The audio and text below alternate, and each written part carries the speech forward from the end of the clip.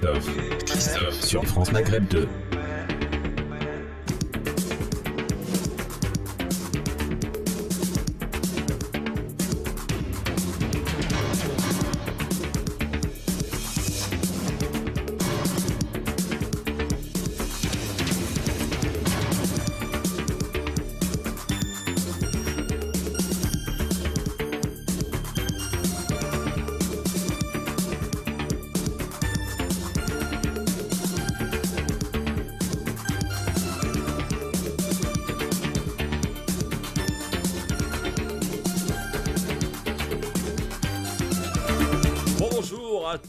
Bonjour à tous, ravi de vous retrouver, merci d'être avec nous en direct sur votre radio France Maghreb 2 pour votre émission Le Grand Forum en ce jeudi. Nous sommes le 8 septembre, bienvenue à tous avec pour m'accompagner un retour, celui de Yasser Louati, président du CJL. Comment ça va mon Yasser ? Bonjour tout le monde, bonjour Christophe, très bien et toi ? Ah bah ça fait plaisir de te revoir, qu'est-ce que tu deviens mon Yasser ? Ben écoute, toujours le même, le travail, l'actualité qui nous met la pression, mais toujours là. Eh ben oui, bah écoute, je suis ravi de te retrouver mon Yasser. Non, parce qu'il y a des gens qui m'appellent à l'heure de l'émission, ils sont extraordinaires, ils connaissent pas, ils savent pas encore que Christophe à partir de 16h, il faut plus l'appeler. Hein ? Céline Bory, merci.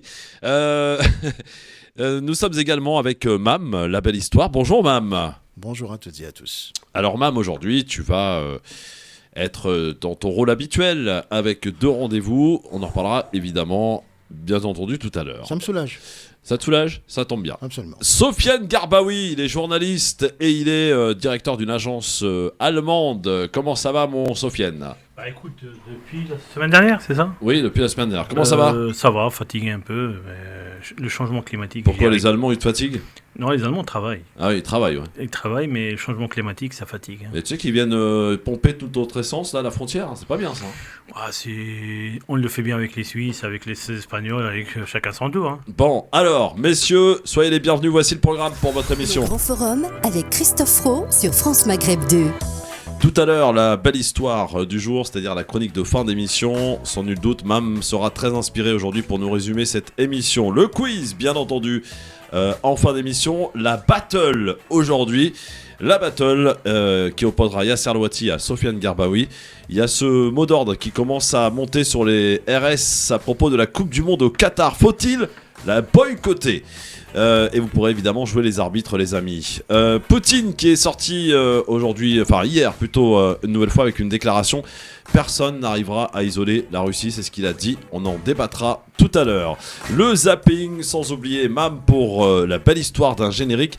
Et aujourd'hui, on va parler d'un générique d'une chaîne, mais on va remonter très très loin en arrière, que les moins de 20 ans ne peuvent pas connaître. C'est le moins qu'on puisse dire. Même moi d'ailleurs. Et puis on va parler aussi dans un premier temps, en débat bien sûr, la nouvelle réforme du chômage. Ça a été présenté hier en Conseil des ministres. Alors on va tâcher d'y comprendre, moi j'ai rien compris en fait, est-ce que nous a expliqué Olivier Véran. Peut-être que Sofiane et Yasser vont être plus persuasifs. Non mais je parle pas de Véran. Oui bah écoute, on essaiera de comprendre ce qu'il a voulu nous dire, moi j'ai rien compris. On en reparlera tout à l'heure. Sans oublier les clins d'œil aujourd'hui, clin d'œil d'un film qui est actuellement au cinéma, que j'ai pas vu mais qu'on m'a fortement conseillé, du coup je vous le conseille. C'est signé d'ailleurs de 2 réalisateurs marocains. Et ça fait vraiment un carton en ce moment. C'est des belgo-marocains exactement. Et ça s'appelle Rebelle. Et puis on remontera aussi un petit peu en arrière, puisqu'un 8 septembre en 1978, il y a eu ce qu'on a appelé le Vendredi Noir à Téhéran. On en reparlera évidemment. Et puis, pour commencer, c'est le fait du jour les amis, c'est parti. Bienvenue dans le Grand Forum, présenté par Christophe Fro. Le Grand Forum. Yasser, Sofiane, amis auditrices, auditeurs, je voudrais vous raconter ce qui s'est passé hier à Nice. C'est le fait du jour et c'est ces refus d'obtempérer qui se multiplient. Alors, c'est un chauffeur qui a fait des zigzags extrêmement dangereux pour les automobilistes sur la voie rapide. C'est ce que dit le premier adjoint en charge de la sécurité de Nice, monsieur Anthony Boré. Il y a donc un équipage de police de la BSR, la brigade de sécurité routière, qui s'est mis alors à sa poursuite.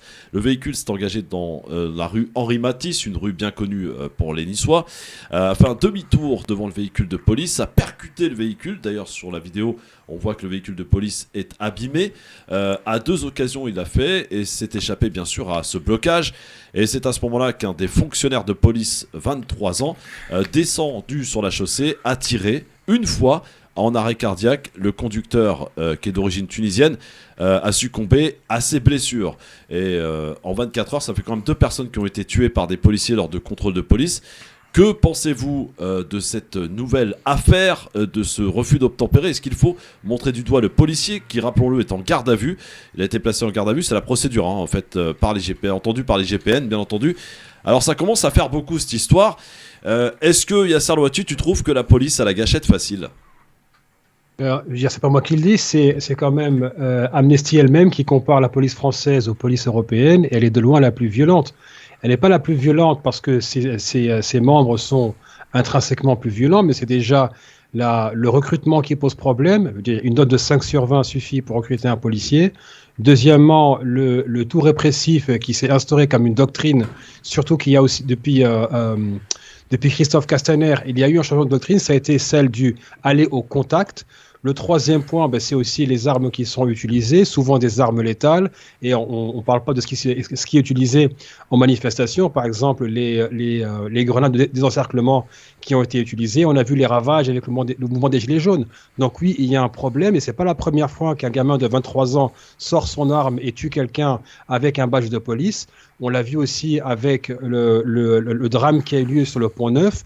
Alors, les policiers sont montés au créneau, le pauvre est ravagé, mais il a quand même tué des personnes avec son arme de service. Donc, la question qui se pose, c'est déjà comment est-ce qu'on recrute, comment est-ce qu'on forme, et quels sont les mécanismes pour que la police rende des comptes. Mais le sentiment d'impunité, là, je vais laisser la parole à mon confrère, le sentiment d'impunité au sein de la police est exacerbé par ce qu'on appelle l'IGPN, qui est composé d'anciens policiers qui surveillent des policiers. Donc il y a fondamentalement un problème avec la police, aussi bien dans son rapport à la violence que son rapport à la population. Alors je précise que l'automobiliste en question était sans permis et qu'il était à bord d'une voiture volée, c'est ce qu'on nous précise. Sofiane, pour autant, la police, c'est vrai, a peut-être la gâchette facile. Elle nous a expliqué le problème de recrutement, Yasser Louati, qui le pointe du doigt.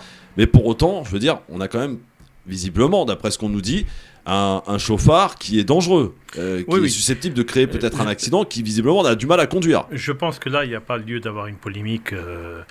Il y a l'officier de police. Alors, concernant la garde à vue, il faut savoir que la garde à vue, souvent dans ces cas-là, même si ce n'était pas un policier, on le fait pour protéger aussi l'individu lui-même contre d'éventuelles représailles ou autre chose. Hein.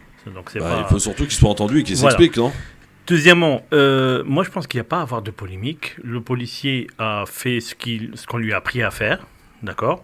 Le délinquant, parce qu'il faut appeler, malheureusement il est décédé, et donc la mort d'un être humain est toujours brutale pour ses parents, etc. Mais la personne s'est mise aussi en condition de ne pas répondre à des injonctions de s'arrêter. Il aurait pu lui-même tuer d'autres personnes. Il aurait pu être un danger pour d'autres personnes. Et voiture volée, pas volée, etc. C'est cette façon que certains ont d'utiliser le véhicule des fois comme une arme. Comme une arme. Voilà. Ouais. Donc, moi, je trouve qu'on polémique beaucoup sur ce cas-là, parce que ce cas-là, il rentre vraiment dans les cadres légaux. Par contre, ce que disait mon cher ami avant, il a raison. On recrute. Avant, il s'appelle Yasser, Sophie. Yasser, voilà. Oui, ce qu'il disait avant. Ouais. Non, mais t'inquiète pas, Yasser, il m'a appelé Gérard avant l'émission, donc tout va bien. C'est ce que disait mon ami avant. Oui. D'accord ? Mon ami Yasser avant. La problématique, c'est la problématique de recrutement. La durée de la formation, il faut savoir qu'on est passé de 2 ans de formation à 6 mois. Donc, on ne peut pas former quelqu'un en 6 mois comme on le forme en 2 ans. Donc, il n'y a pas de débat à avoir sur ça. Et aussi, cette façon de voir la police comme un outil au service du politique. Or, la police, elle est là pour répondre à une organisation régalienne que l'État doit mettre en place. Ouais. Ce n'est pas le cas aujourd'hui. Aujourd'hui, la police sert des intérêts politiques, des agendas politiques, et les policiers eux-mêmes sont traversés par tous les courants de la société. D'accord, mais Sofiane et Yasser, pardon, mais quand on n'a rien à se reprocher, que la police vous demande de vous arrêter, on vous arrête, vous vous arrêtez. Non, quoi, mais je veux dire. moi ce que je te dis, pour moi, ça s'est passé dans les règles de ce qu'on appelle les règles de mise en sécurisation. Alors, de il la s'est voie passé publique. aussi autre chose à Rennes, Yasser, à Rennes, il y a 2 jours là, où effectivement il y a eu un refus d'obtempérer, et sauf que c'est la passagère qui a été tuée, une balle perdue visiblement, alors que lui, le chauffard, est grièvement blessé. Et là, pour le coup, voilà. Alors, on entend sur les plateaux, juste pour rapporter ce qu'a dit un certain Jean Messia, le comique de service. Quand on est avec, C'est un comique dangereux, quand même. voilà, c'est ça. Quand on est avec un voyou, on en subit les conséquences de voyou. Yasser, c'est ça aujourd'hui, la police, elle n'est pas capable d'arrêter. Alors c'est vrai que c'est facile pour nous aussi de le dire sur notre siège bien tranquillement, mais quand on est en pleine action, peut-être que voilà, c'est plus compliqué. Aujourd'hui, on a quand même une multiplication de refus d'obtempérer. Oui. Christophe, on parle quand même Bon, déjà, je fais aussi un rappel, comme l'a fait Sophie dans l'instant. Déjà, là, il faut d'abord garder en tête que la police nationale, telle que la connaissons, est née sous Vichy. D'accord ? Oui. Il ne faut pas l'oublier. Donc, c'est une institution qui n'est pas là pour protéger la veuve et l'orphelin. C'est une institution qui est là pour protéger le pouvoir politique. Deuxièmement, pour en revenir à ce que disait ce fasciste de Jean Messia, d'ailleurs, je veux dire, ça fait tellement longtemps que je n'ai pas prononcé son nom que ça m'érisse les poils. Pour commencer, est-ce qu'on n'est pas censé juger la police selon des normes qui sont plus élevées que celles qu'on applique à des voyous ? Nous avons là une institution qui représente, soi-disant, la République. On donne des armes létales à des individus qui sont censés la représenter. Donc, en quoi est-ce que être dans le véhicule qui appartient à une autre personne vous condamne à mort ? L'autre problème qui se pose, c'est qu'on ne voit pas cette violence de la police. On sait toujours qu'elle s'exerce envers des populations spécifiques. Cette utilisation de la violence et de tirer à tout va pour un refus d'obtempérer, je me doute que ce soit appliqué ou applicable dans des quartiers où les enfants ou les jeunes qui sont contrôlés par la police sont des fils d'eux. Maintenant, je ne vais pas minimiser le fait qu'une personne se serve d'une voiture et qu'il puisse mettre en danger la vie d'autrui. Je dis juste que, comment se fait-il qu'on met sur la voie publique des personnes mal formées, 23 ans, je dis oui, bien il vient mal de formées, sortir et de l'école, au préalable et encore. recrutées avec des critères qui sont extrêmement bas. Et en plus, lorsqu'il tue une personne, on demande des comptes à la personne qui a utilisé son arme, on se met immédiatement à tuer le personnage qui s'est déjà fait tuer. Ça veut dire qu'à chaque fois qu'une personne est victime de violences policières, qu'elle décède ou pas, immédiatement, c'était un voyou, c'était le copain d'un voyou, il n'avait pas à être là, mais Yasser, etc. je pense que quand même, on ne peut pas polémiquer sur le fait que là, il y avait, c'était ce qu'on appelle les règles d'engagement étaient respectées. Donc il n'y a pas de violence policière. Je ne pense pas que la personne a Je choisi parle du de deuxième tirer. cas. Je parle de ce... Non. Je parle de ce cas, moi, spécialement. Parce que moi, là où je te rejoins, c'est qu'il y a beaucoup de gens qui utilisent... Alors, surtout les syndicats policiers qui pour des raisons électoralistes, purement électoralistes, n'arrivent pas à comprendre leur rôle dans l'institution et qui sont là juste pour gérer les blâmes et compagnie et puis faire transférer le copain de la copine et la copine du copain. Là, ce qui s'est passé à Nice, malheureusement, c'est 23 ans. Donc, ça veut dire que le gamin vient d'arriver, je pense, en poste. Ça, c'est premièrement. Deuxièmement, y compris les anciens, il faut savoir qu'aujourd'hui, normalement, vous avez ce qu'on appelle les heures de tir. Pourquoi ? Parce que plus vous maîtrisez votre outil de travail, donc entre autres un pistolet, et plus vous pouvez viser, par exemple, une calandre, un pneu ou autre. Aujourd'hui, dans l'année, les policiers peuvent tirer 2 balles. Et encore. Oui, c'est-à-dire qu'on a vraiment fait l'économie sur la formation, sur le suivi, effectivement, et on en paye aujourd'hui les conséquences. C'est un problème au recrutement et à la formation, et c'est un problème pour le maintien des compétences. Le maintien des compétences, on est d'accord. Moi, je pense que ce jeune-là, parce que pour avoir quand même fréquenté, avoir interviewé des policiers, etc., et je vous promets, c'est pas tous des salauds. C'est pas ce qu'on dit ici. Non. C'est pas ce qu'on dit ici. Non, excusez-moi. Je parle de ce qu'on entend autour. Ouais. Il y a des gens qui veulent faire bien leur travail, etc. Mais le pouvoir politique, parce que moi je mets en accusation le pouvoir politique, parce que son rôle à lui, c'est de créer cette défiance vis-à-vis de la police. Tu lui dis qu'on a donné un permis de tuer à la police Non, aujourd'hui ? c'est créer la défiance. C'est créer la défiance entre la population et sa police. Parce que cette police-là, elle est là pour la population d'abord. Mais quand on crée la défiance, qu'est-ce qu'on crée ? On crée des milices et le policier devient milicien. Il devient plus policier. Ouais. C'est pas le même métier quand on est milicien et quand on est policier. Voilà pour en tout cas ce fait du jour, refus d'obtempérer. Alors on nous dit qu'apparemment en France il y aurait un refus tous les 20 minutes. C'est pas vrai. Ça me paraît beaucoup quand même. Non, c'est pas vrai. J'aimerais bien d'où ils sortent ces statistiques-là, sérieux. Mais ça veut dire quoi c'est quoi un refus d'obtempérer? Ça veut dire quelqu'un qui refuse de s'arrêter à un contrôle de police. D'accord, 20 minutes, tu fais tous les 20 minutes. Alors tu fais ça par jour, d'accord, par jour, par an. Et tu fais ton... C'est-à-dire qu'il y a quoi en France? Il y a 300 000 policiers qui font la circulation. Il faut arrêter. Dans un instant, Yasser Louati, Sofiane Garbaoui avec nous sur France Maghreb 2. Les clins d'œil en ce 8 septembre sur France Maghreb 2 dans le LGF. C'est le nouveau rendez-vous évidemment depuis la rentrée du 29 août dernier sur France Maghreb 2. A tout de suite.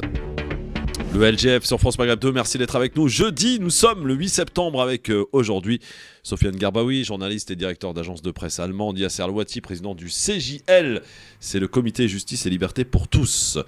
Le CJL qui s'en sort avec ses procès, mon Yasser, c'est fini? Ou c'est en cours? Non, toujours 3 mises en examen pour nos enquêtes et nos investigations. Donc, vive la République qui incrimine ceux qui révèlent ce qui ne va pas dans son administration. Voilà, en tout cas le CJL, évidemment, que vous pouvez retrouver sur les réseaux et le site aussi, hein, cjl.org, bien sûr. .ong, pardon, cjl.ong. Mam aussi est de la partie, il écoute, il scrute évidemment, et puis il fera sa petite revue de presse tout à l'heure de cette émission, et puis on le retrouvera pour parler de l'histoire, la belle histoire d'un générique. C'est un nouveau rendez-vous aussi dans cette émission. Nouvelle formule pour cette nouvelle saison, 12e saison du LGF aux alentours de 17h. Pour l'heure, c'est les clins d'œil sur France Maghreb 2.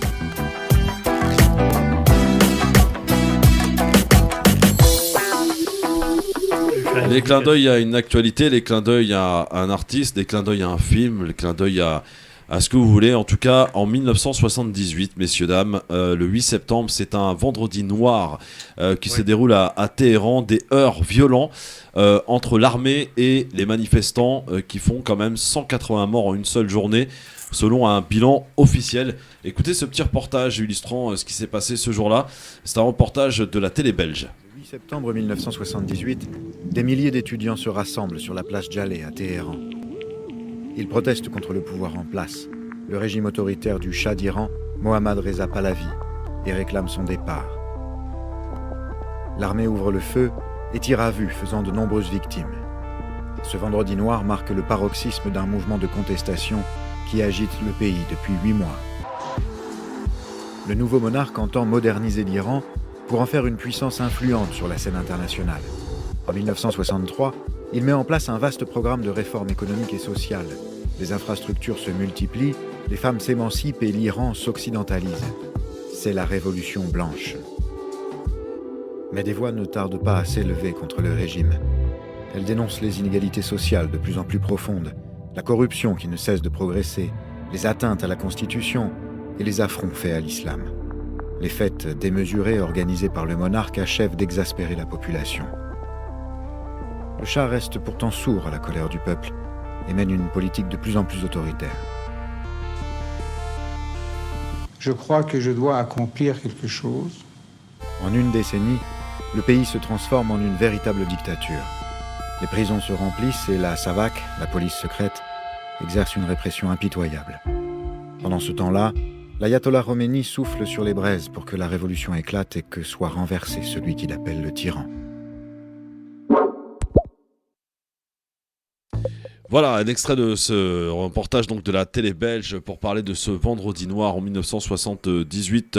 Cher Yasser, un petit commentaire? Mais on voit bien qu'à chaque fois qu'il y a...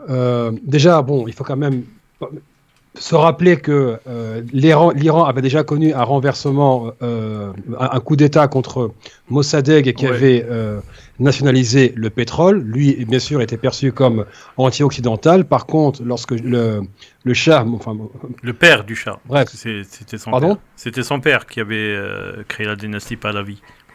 Ouais. Et on voit bien que lorsque ce régime-là devient une dictature et se met à réprimer sa propre population, on s'étonne que par la suite, une autre révolution ait cours, celle qui a mené à l'arrivée au pouvoir de Khomeini.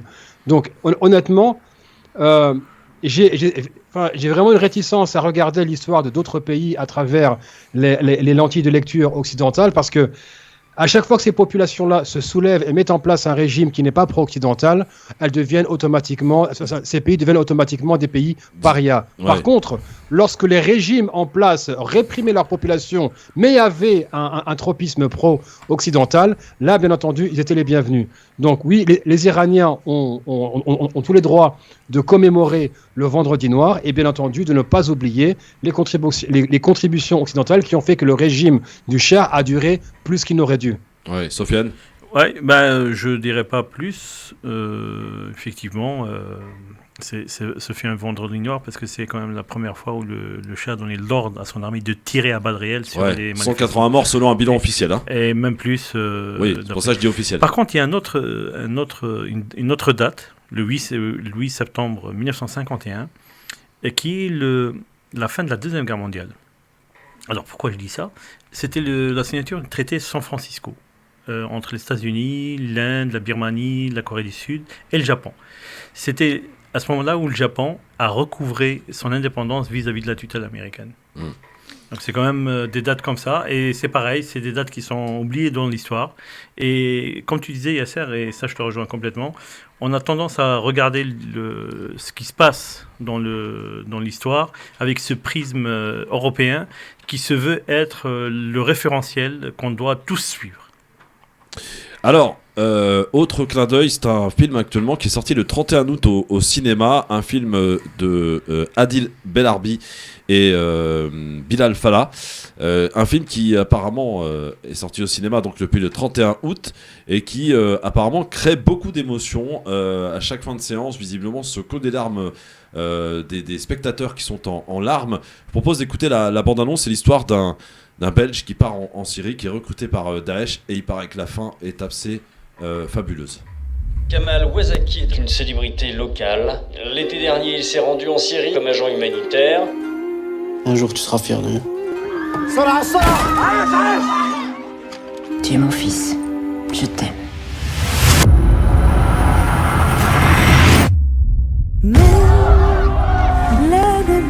Je vais partir un petit moment, mon petit frère. Regarde. Calmez, Abou Bakr al-Belgiki. Le trafic مني. I don't wanna hurt you. Moi et Kamal, on se parle régulièrement. Il est où ? Je peux pas dire exactement, tu vois, parce que là, c'est une zone de guerre là-bas. File. T'as compris, tu files. أنت واحد منهم. تصور مصاير. I'm just trying to survive. Like you. عندي خويا واحد. نسيم خويا صغير. عمي سيم.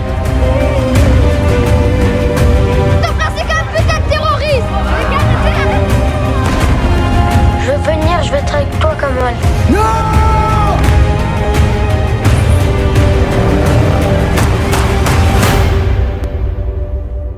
Tu vas faire partie de cette vidéo. Comme bourreau, comme victime. À toi de choisir. Le film s'appelle Rebelle et c'est actuellement au cinéma et donc ça dure 2h15 et c'est vraiment poignant. Les gars, vous pouvez y aller, hein. Franchement, voilà, j'ai des gens que je connais très bien qui sont partis, qui sont très critiques et qui m'ont dit franchement que c'était un film extraordinaire, absolument à voir. Donc qui plus est, 2 réalisateurs marocains. Il faut aller absolument le voir et encourager ce film. C'est actuellement dans toutes les salles de ciné en France. Voilà, ça nous vient de Belgique, c'est un beau produit.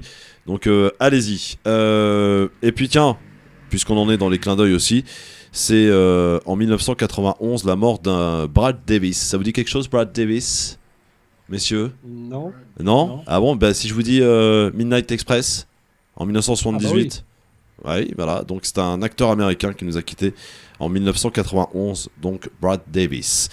Dans un instant, on va tâcher de comprendre ce qu'a voulu nous faire comprendre le gouvernement au travers du porte-parole Olivier Véran concernant la réforme du chômage. Apparemment, elle se veut plus juste, nous a-t-il dit. On va tâcher de comprendre un petit peu. Il nous a tenté de nous expliquer le mécanisme qui entrera en vigueur d'ici 1 an. Ça a été présenté en Conseil des ministres. On décrypte tout cela dans un instant avec Yasser Louati et Sofiane Garbaoui sur France Maghreb 2. Restez avec nous, le Grand Forum revient dans un instant sur France Maghreb 2. Le Grand Forum.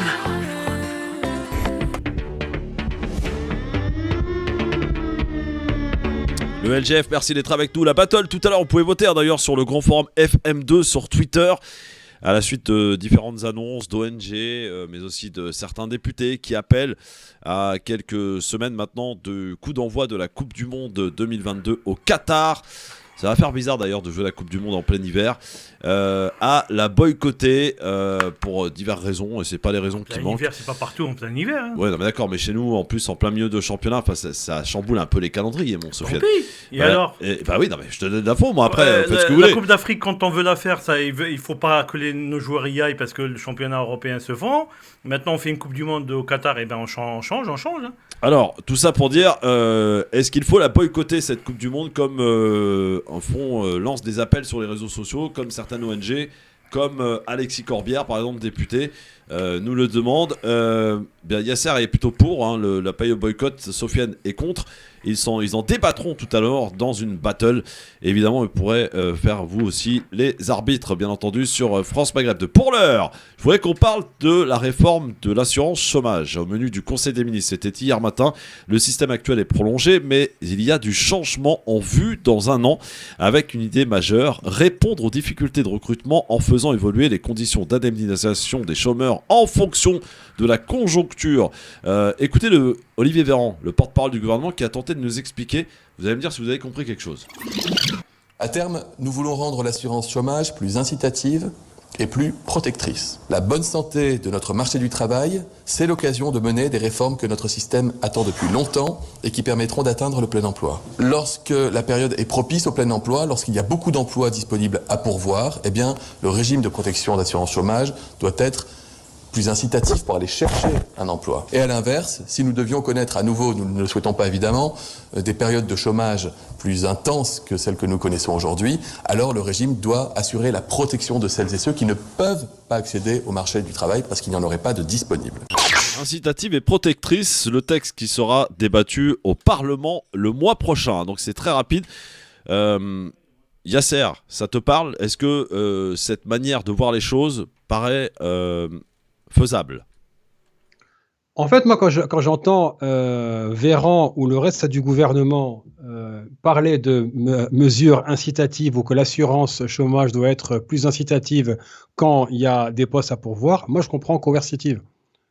C'est par la contrainte qu'on veut renvoyer les gens vers des boulots et personne ne prend en compte au sein du gouvernement, et pas seulement celui-ci, même ceux qui l'ont précédé, les conditions de travail, les salaires, le coût de la vie, le coût des transports, et ils poussent à cette réforme, ce deuxième volet de la réforme initié déjà il y a un an, en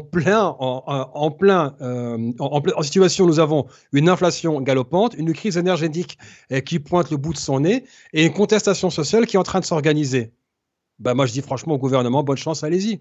Ouais. Mais en tout cas, on ne peut pas croire un instant que le gouvernement qui tente à faire croire que les gens ne veulent pas travailler et donc il faut les contraindre à retourner au travail en réduisant leurs allocations au même moment où nous voyons bien que les salaires sont gelés depuis maintenant plusieurs années, que le coût de la vie n'a cessé d'augmenter et qu'en même temps, le gouvernement reste sourd quand on leur dit oui, sauf que quand on est ouvrier et beaucoup d'entre nous n'arrivent pas à avoir une retraite pleine, ils ne veulent rien entendre. Donc, qu'on y aille. Ouais, mais on nous dit Yasser. Moi, j'ai rien compris. Moi non plus, j'ai pas compris grand chose. C'est en fonction en fait de la conjoncture. C'est ce qu'on nous dit.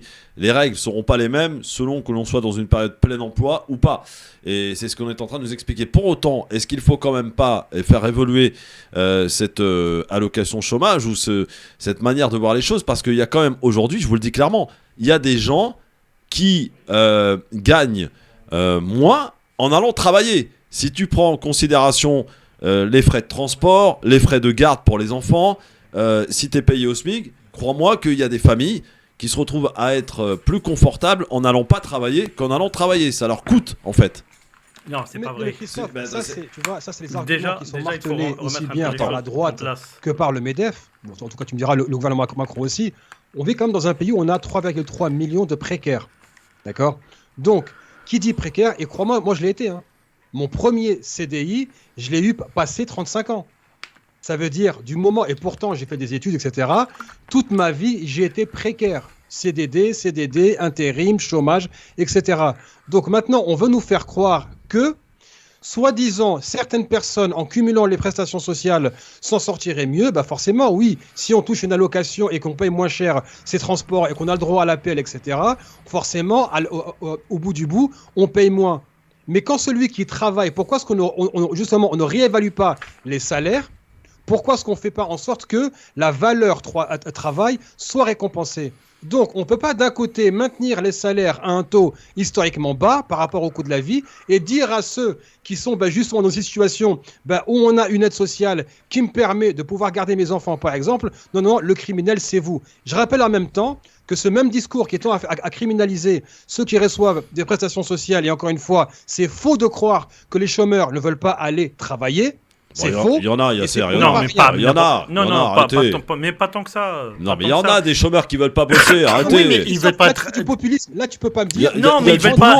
Non, mais ils ne veulent pas. Ils ne veulent pas être des esclaves. Oui. Non, mais bien sûr. T'es payé au tire-boulette. Tu fais les horaires que les autres t'imposent. T'as pas de vie familiale ni rien. Bah oui, bien sûr que je vais pas y aller, mon frère. Non, c'est bien ce que je dis. Si j'étais formé, non, mais si j'étais formé en tant que mécanicien, pourquoi tu veux que j'aille faire la planche ? Non, mais c'est bien ce que je dis. Ça veut dire qu'il y a des gens aujourd'hui qui sont plus confortables à toucher les allocations de chômage en n'allant pas travailler qu'en allant travailler parce qu'ils gagnent pas. Je connais très peu de chômeurs qui font la fête tous les soirs. Non, mais je parle pas de la fête. Je te parle de gens qui, quand tu cumules les gardes d'enfants. Tu prends l'argument à l'envers là. Non, mais tu cumules quoi ? Mais tu cumules quoi ? Tu cumules quoi ? Les APL, excuse-moi Yasser, les APL ont été baissés, d'accord ? Les indemnisations, elles sont toutes divisées par 2. Tu cumules quoi ? Tu cumules quoi ? Tu cumules laisse-moi répondre. Tu cumules quoi ? Oui, tu cumules quoi ? Quelqu'un qui touchait à l'époque 400 € d'APL, aujourd'hui il touche 90 €. Sofiane, voilà, merci. Quand par exemple, tu vas travailler pour un salaire minimum, c'est-à-dire le SMIC, d'accord ? Que tu dois faire garder ton enfant. Ça coûte cher, tu sais, de faire garder son enfant. Tu le sais, ça. Voilà. Quand tu dois prendre ta bagnole pour aller bosser, le carburant, franchement, au bout d'un moment, tu fais tes calculs. Il te reste pas grand-chose à la fin du mois. Voilà. Alors que si tu restes à la maison avec tes allocations chômage, tu es plus confortable. Non, c'est pas vrai. Parce que tu vas pas utiliser l'essence. Des gens qui gagnent pas beaucoup. Hein. Mais non, parce que tu vas pas utiliser l'essence parce que tu utiliseras pas ton véhicule. C'est pas parce que tu ne veux pas tu fais l'économie de la voiture, tu fais l'économie du transport, de la garde. Non, t'es obligé. Parce que tes enfants, tu les gardes. Tu veux les mettre où, tes enfants ? Tu les gardes. Donc tu les gardes, donc tu payes pas. C'est ce que je te dis. Oui, mais c'est pas une économie que tu fais.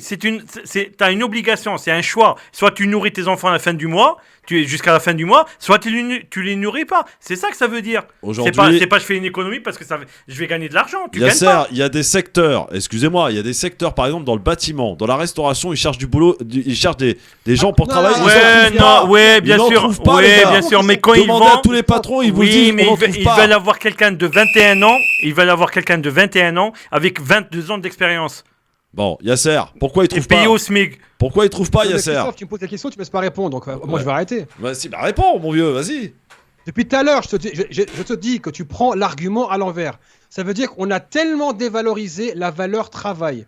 On a tellement comprimé les salaires qu'une personne qui travaille ne peut pas joindre les deux bouts. Tu me dis maintenant, le bâtiment, la restauration et moi qui va du transport aérien, allez, même l'aéroport, d'accord ? On cherche des... Mais pourquoi est-ce que vous n'arrivez pas à recruter ? C'est bien parce que les salaires sont trop bas et les conditions de travail ne sont pas équivalentes au salaire.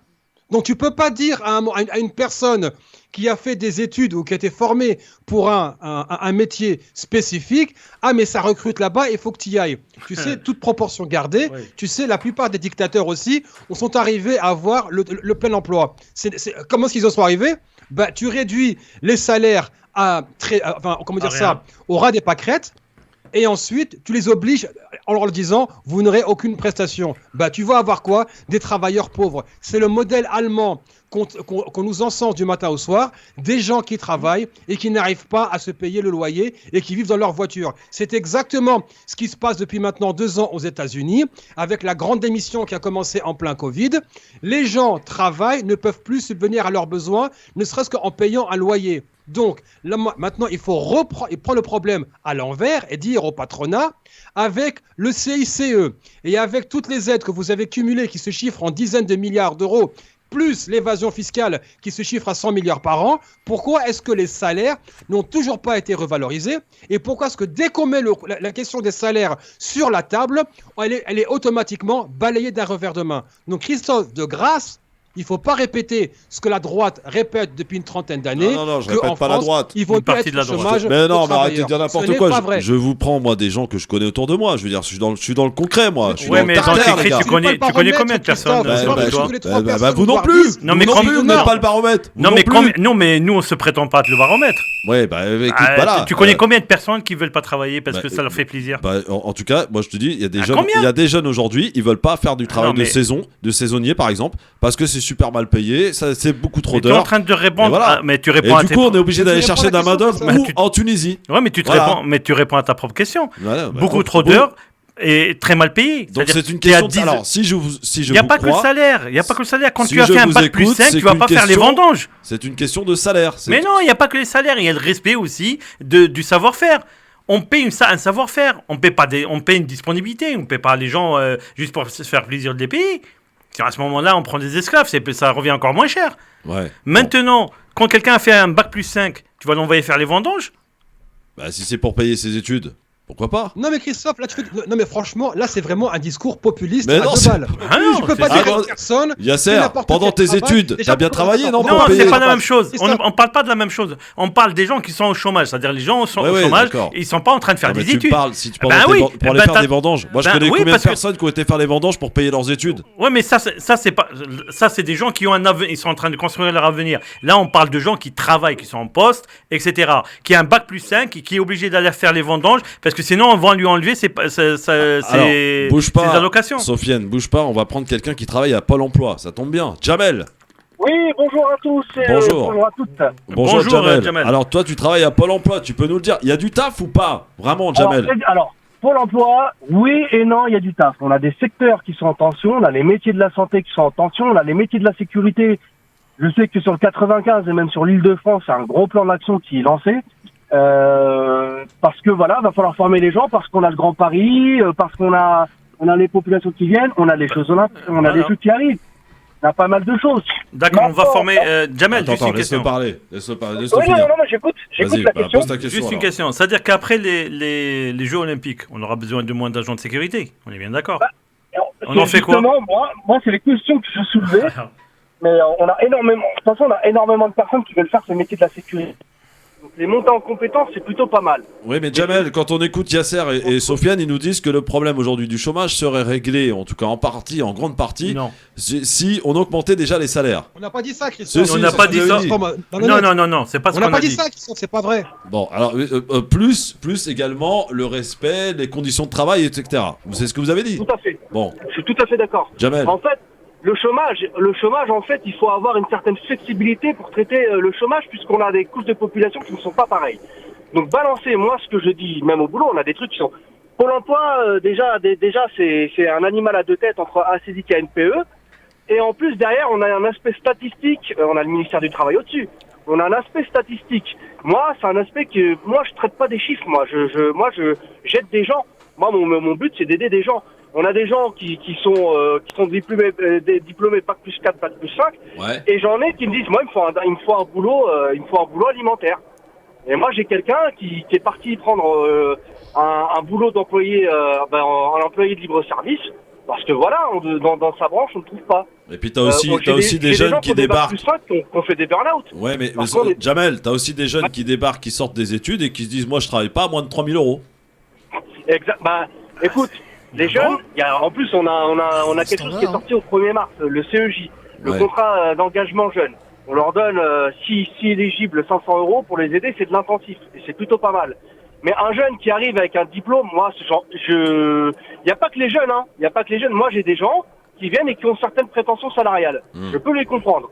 Mais moi, mon devoir, c'est aussi de rappeler à la réalité.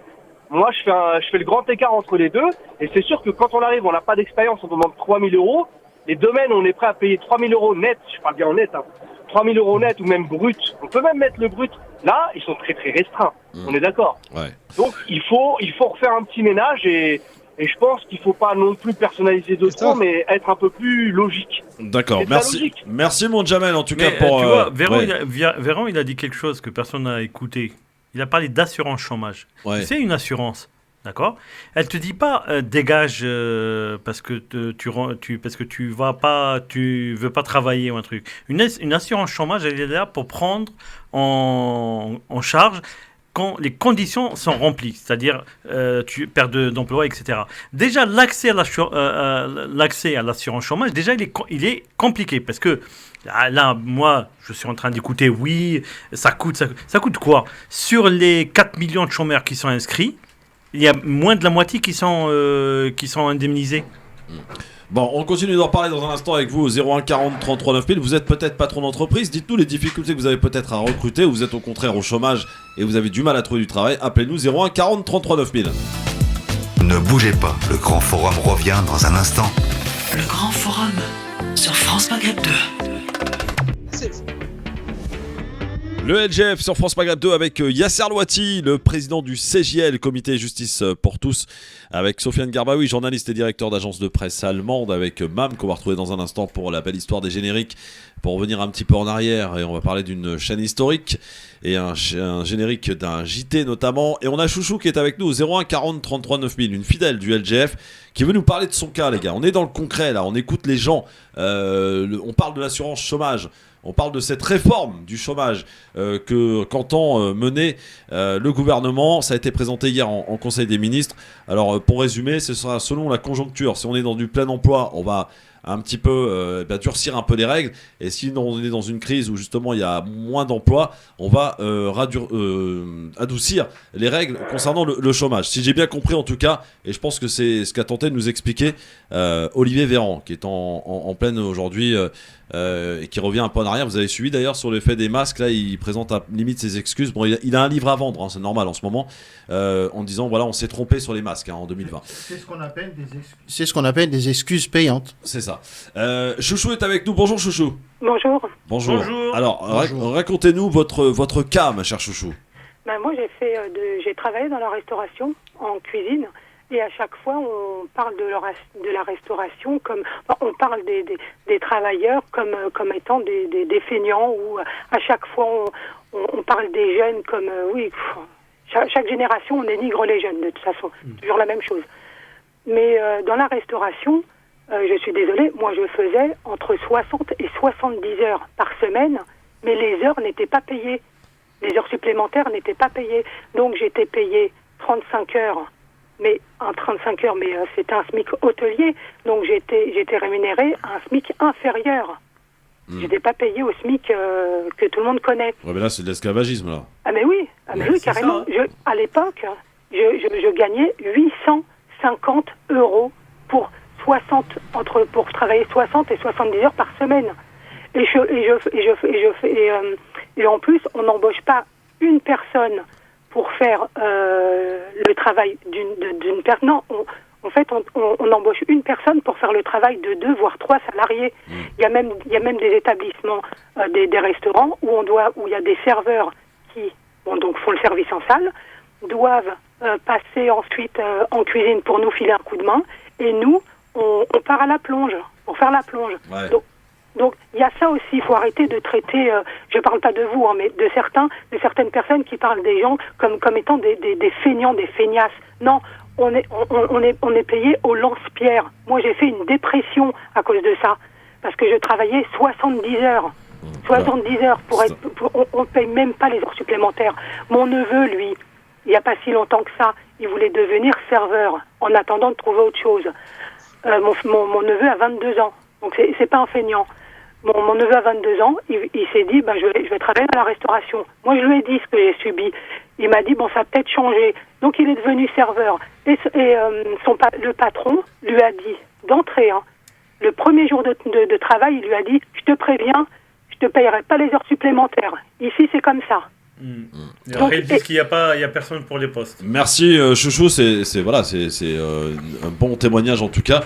Et c'est pour ça qu'aujourd'hui, finalement, la France choisit, au lieu d'augmenter les salaires, d'aller chercher de la main-d'œuvre étrangère, comme c'est le cas par exemple pour les Tunisiens, pour la restauration et pour remplir leur saison, puisqu'il leur manquait énormément d'emplois. Non, mais c'est un plan plus large, c'est précariser le prolétariat.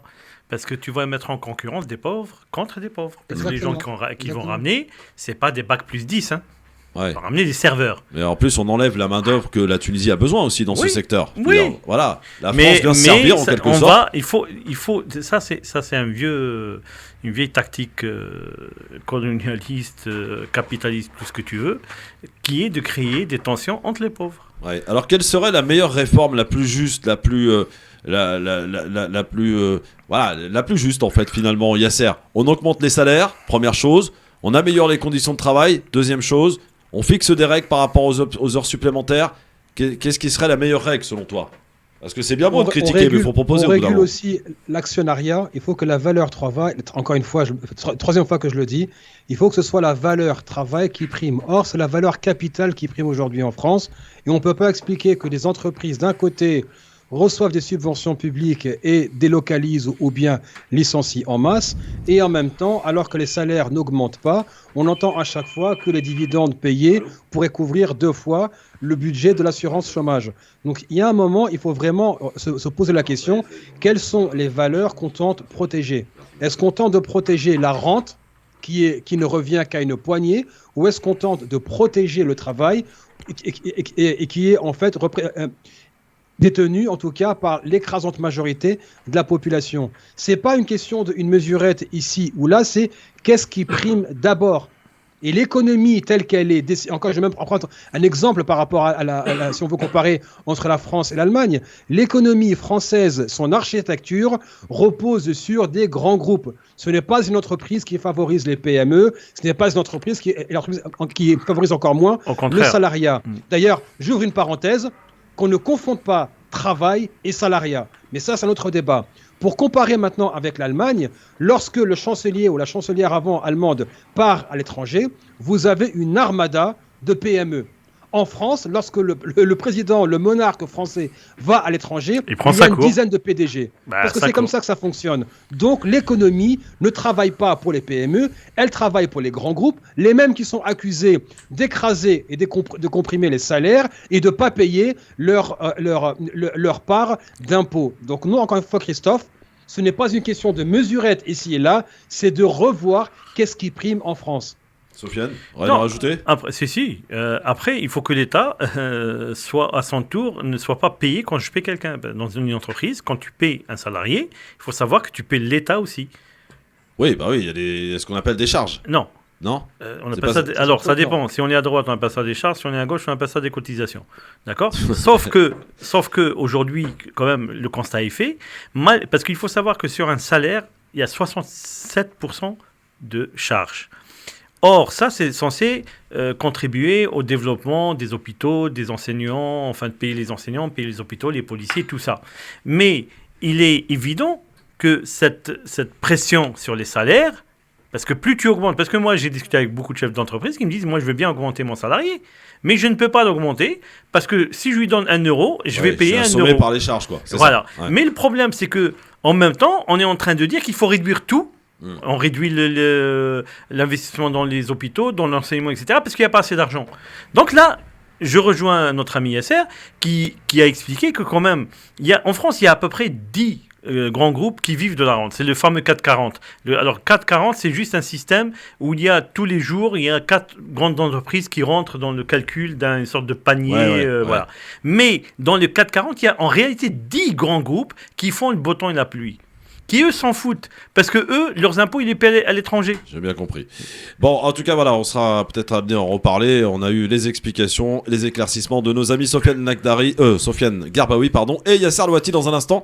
Et bonjour à Lakhdari. Hein. Oui, on lui dit bonjour. La belle histoire des génériques. On va revenir un petit peu en arrière. À suivre aussi, on va parler de Poutine et le zapping. À suivre sur France Maghreb 2. C'est l'heure de la petite pub VIP. Le LGF avec le zapping dans un instant sur France Maghreb 2. On écoutera notamment Yannick Jadot, un Pascal, comment il s'appelle, Pascal Pro, très en colère après Elisabeth Borne. D'autres trucs à écouter dans le zapping. Mais pour l'heure, c'est notre nouveau rendez-vous. C'est la belle histoire des génériques et c'est avec Mam. C'est à toi. Merci beaucoup Christophe. Nous en sommes arrivés bien évidemment à la belle histoire des génériques.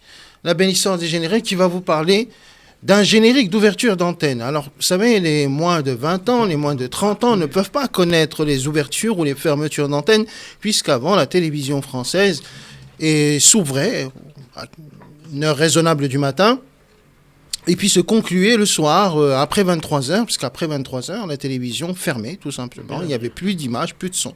Et il y avait ce qu'on appelle une mire qui était diffusée par nos chers amis de TDF. Bonjour TF1, 1975-1986. Je vous parle d'un temps que beaucoup de gens ne peuvent pas connaître, mais que potentiellement nous pourrions revoir tant la sobriété énergétique ne frappe pas encore nos écrans de télévision.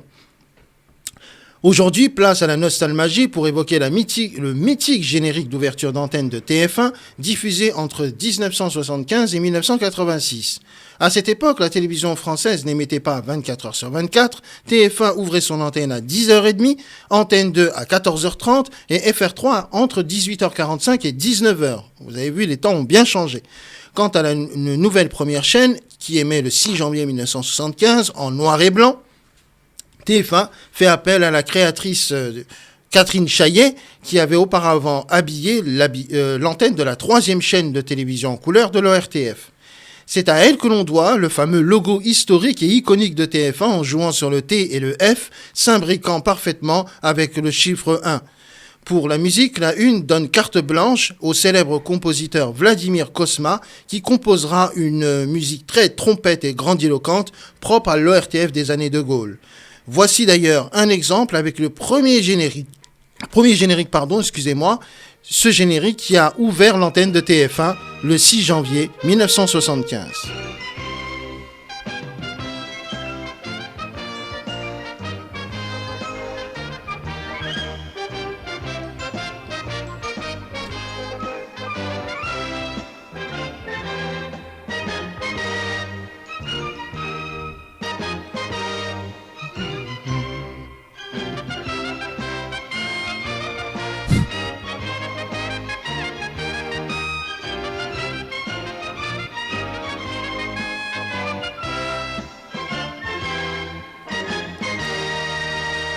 En 1976, la direction de TF1, souhaitant booster l'identité visuelle de la chaîne, surtout depuis l'arrivée de la couleur en décembre 1975, donc il fallait une nouvelle incarnation. Ainsi, Catherine Chaillet, directrice artistique, s'associe avec une agence californienne pour sublimer le logo et l'habillage. Ce sera Robert Abel et Associates, en tout cas Robert Abel et Associés. Celle-ci s'occupera du générique d'ouverture et de fermeture de l'antenne. C'est ainsi que chaque jour, pendant 10 ans, TF1 s'ouvre sur la musique virevoltante et triomphale, plus dynamique de Vladimir Cosma, comme toujours, et l'animation innovante pour l'époque de l'agence Abel. Elle est composée de l'œil de TF1, sorte de losange courbé formé d'un cercle à l'intérieur, et qui se lève comme un soleil, et le logo de TF1 se dessinant dans le ciel. Les logos donc de TF1 arc-en-ciel, magnifiques, et à la mise en scène tout à fait exceptionnelle. Je me souviens d'ailleurs que petit, je me précipitais pour vite revenir de l'école maternelle pour regarder cet indicatif d'ouverture qui me fascinait par ces images tout autant que par la musique. Alors à ce moment-là, maintenant je vais vous proposer d'écouter ce fameux indicatif que nous avons écouté de 1976 à 1986.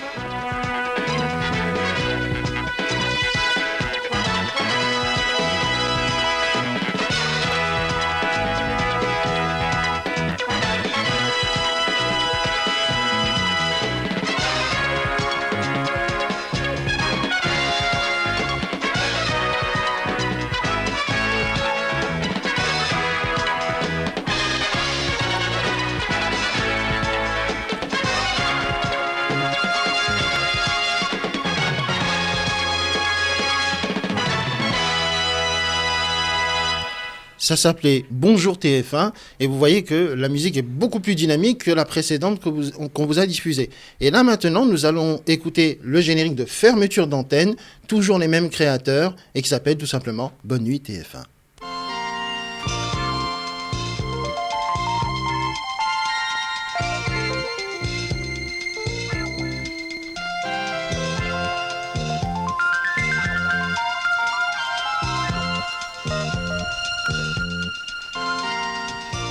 Bonne nuit les petits. Alors c'est vrai qu'on est très très loin des musiques de maintenant, hein. Pour le coup. Bon, je suis sûr que Yasser et Sofiane, qui sont des genoux, n'ont absolument aucun souvenir de cela, hein, j'imagine. Non, moi j'étais pas encore né. Hein. Ah oui, ça j'imagine bien. Hey, Mais tu regardais pas TF1 non? Mais non, je suis né à l'ère de la couleur quand même. Ah ouais? Bah oui. Voilà, c'est ça. Bah, pareil pour les Yasser, t'es né à l'ère de la couleur, Yasser? Oui, de la couleur. Moi, je suis de la génération Dorothée, quoi. Donc, c'est à peu près les années 80-90. Ah oui, très bien. C'est l'heure du zapping, c'est parti. Si on prend 100 millions d'Africains d'un remplacement de population. Bon, ben voilà. Parce que les mots bamboula, d'accord, c'est des mots. Non, moi très franchement, je vois un barbu en djellaba. La réémigration, c'est le départ des immigrés. Réellement le déradicaliser, est-ce que c'est possible? Une bonne dose de cheval. Pas de calmement, mais je me sens très bien. Si la connerie se mesurait, il servirait de maître étalon. Alors dans notre zapping aujourd'hui, amis Yasser, amis Sofiane, amis auditrices, auditeurs, on a un Yannick Jadot qui s'en prend encore une fois à Macron. Écoutez. On continue à avoir un président de la République qui continue à jouer les Churchill. On est en guerre, mais n'est pas Churchill qui veut. Je veux dire, Churchill, quand il faisait son discours, après, il n'allait pas faire du jet ski. Ouais, franchement, c'est quoi ça, franchement? Moi, je pense qu'il faudrait que quand même qu'il s'occupe un peu plus de Sandrine Rousseau, hein, qui a tendance à déblatérer un peu trop, que de voir après qu'il fasse du jet ski ou n'importe. Je pense qu'il y a des préoccupations beaucoup plus importantes. Ouais, qu'il fasse du jet ski, franchement, est-ce que c'est important? Honnêtement, personnellement, à titre personnel, je m'en fous royalement. Ouais, à titre personnel. Parce que je pense que dans la vie, il y a beaucoup de choses beaucoup plus importantes que Macron qui fait du ski, Macron qui monte à la montagne, Macron qui va avoir sa grand-mère, Macron avec sa grand-mère, etc., etc. Yannick Jadot, il a raté les présidentielles. Il a perdu le parti. Là, il s'est mis en député, donc tranquille. Député européen. Voilà, député européen. C'est plus longtemps que député national. Ça gagne un peu mieux. Toutes les prises de tête en France, il s'en fout un peu. Les polémiques, il s'en fout un peu. Mais il faut qu'ils existent un peu parce qu'il y a le congrès des Verts bientôt. Hein, donc voilà. Ça se prépare. Il y a une mention, je pense, Jadot qui veut se rester parce que lui aussi, il veut se faire réélire, hein, comme un peu tout le monde. Et voilà. Donc bon, qui s'occupe vraiment à essayer de trouver, d'élever un peu le débat parce qu'aujourd'hui, le débat politique, il est au ras des pâquerettes. C'est vrai. Bon, Yasser, t'en penses quoi là, de la petite sortie de Yannick Jadot là? Oh, pathétique. Pathétique. Franchement, je rejoins Sofiane là-dessus. Je pense qu'il y a beaucoup plus important aujourd'hui. Et qu'on a, en fait, c'est toujours faire de la politique avec la pipolisation et les épisodes et les sagas. En fait, quand est-ce qu'on va avoir des vrais débats de fond, et surtout dans une situation, encore une fois, je vais pas être alarmiste. Pour citer un grand Manitou de la finance internationale pour qui j'ai très peu de sympathie, Soros qui disait récemment à Davos que la Troisième Guerre mondiale a déjà commencé avec l'invasion de l'Ukraine. Donc, l'avenir nous dira vers quoi est-ce que nous nous orientons, mais quand nous avons un président qui d'un côté nous parle, c'est la fin de l'abondance, bon déjà elle n'a pas existé parce qu'on pillait des pays pour qu'en France on vive confortablement, c'est même Chirac qui le dit. Aujourd'hui nous avons des polémiques à 2 balles alors que des questions de fond ne sont jamais traitées. Mais tu me diras, c'est le jeu de la politique et c'est aussi un peu le rôle des médias, soit d'agir comme des caisses de résonance à une propagande du pouvoir, occupez-vous de choses qui ne servent à rien, mais pas des questions de fond, ou bien est-ce que les médias veulent jouer un rôle critique et imposer les questions qui comptent, aussi bien à ceux qui sont au pouvoir qu'à ceux qui les opposent. Mais Yasser, comment tu veux que les médias en France puissent faire quoi que ce soit quand ils sont inféodés à chacune, hein, que ce soit Le Monde, Libération ou d'autres, à des groupements privés économique. Oui, la presse appartient à des milliardaires, on le sait. Voilà. Donc, ça tombe bien, je vends un petit peu la mèche parce que je fais aussi la pub pour le travail du CJL.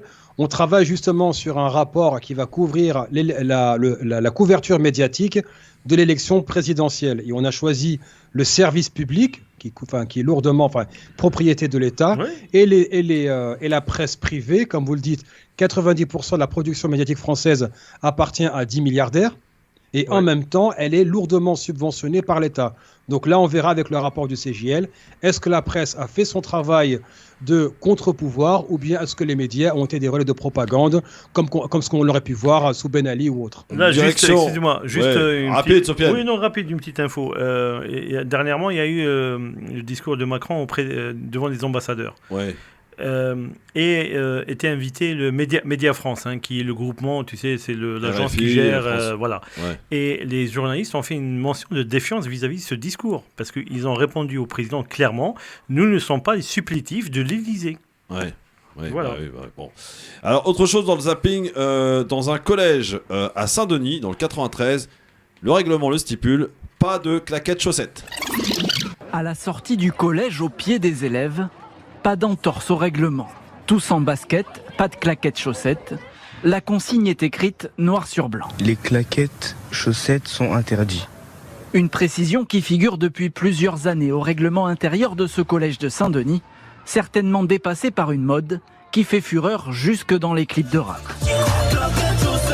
On peut pas venir en claquette au collège, c'est pour les vacances. Pour moi, c'est ridicule, c'est une tenue appropriée. C'est drôle parce que c'est juste des claquettes en fait. Enfin, il n'y a rien de grave. On va aller pieds nus. Ça leur sert à quoi de savoir si on porte des claquettes chaussettes ou pas? C'est pas comme si on avait ramené une arme à l'école. Voilà, donc on est obligé de mettre ça dans le règlement du collège de Saint-Denis, pas de claquettes chaussettes. Mais qu'est-ce qui est choquant? Un règlement intérieur est là pour définir les règles qui régissent la relation entre les enseignants, les élèves et l'institution, et le bahut, si tu veux. Donc je ne comprends pas. Moi, je comprends pas. Après, les petits jeunes là qui répondent oui, on va venir.